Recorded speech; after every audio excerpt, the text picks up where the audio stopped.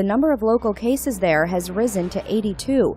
Ouying Yang, the Deputy Director of Emerging Infectious Diseases at Duke NUS Medical School in Singapore, told CNN that, quote, "The proportion of our population that are immune to the Zika virus is likely to be low in Singapore, and if you don't have the immunity to provide the roadblocks..."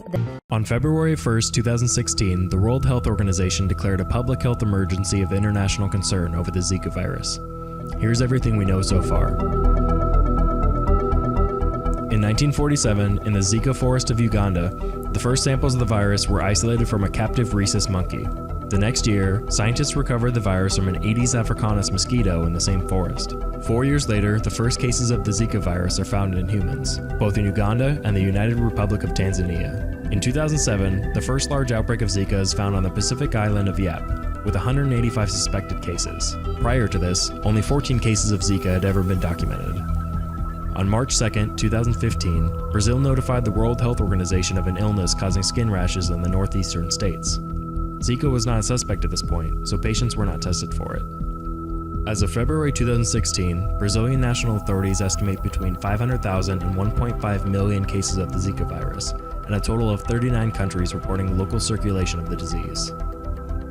Zika spreads when an infected person is bitten by an Aedes mosquito, and then the infected mosquito goes on to bite someone else. If a pregnant mother contracts the virus, it could be passed on to her unborn child. Although the virus has been spreading quickly, only about 1 in 5 people who contract Zika actually become sick.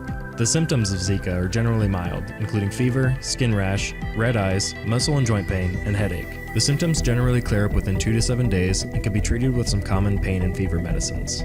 What's troubling about Zika is the increase in a disease known as microcephaly in some of the countries that have known outbreaks of the virus. The condition causes newborns to be born with a small head, or have heads that stop growing after birth. If the smaller head affects brain growth, it may cause developmental disabilities.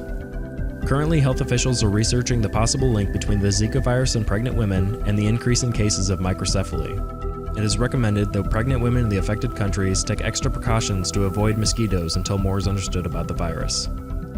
The World Health Organization has drafted a $56 million strategic response plan to provide surveillance of the Zika virus, control the spread of the Aedes mosquitoes, and support vaccine research. And that's the bulk of what we know so far. A lot of research must still be done to further our understanding of the virus and take steps towards developing a cure.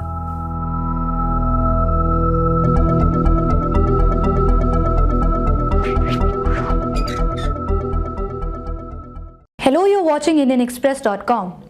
External Affairs Ministry spokesperson Vikas Swarup has confirmed that 13 Indian nationals have been affected by the Zika virus in Singapore.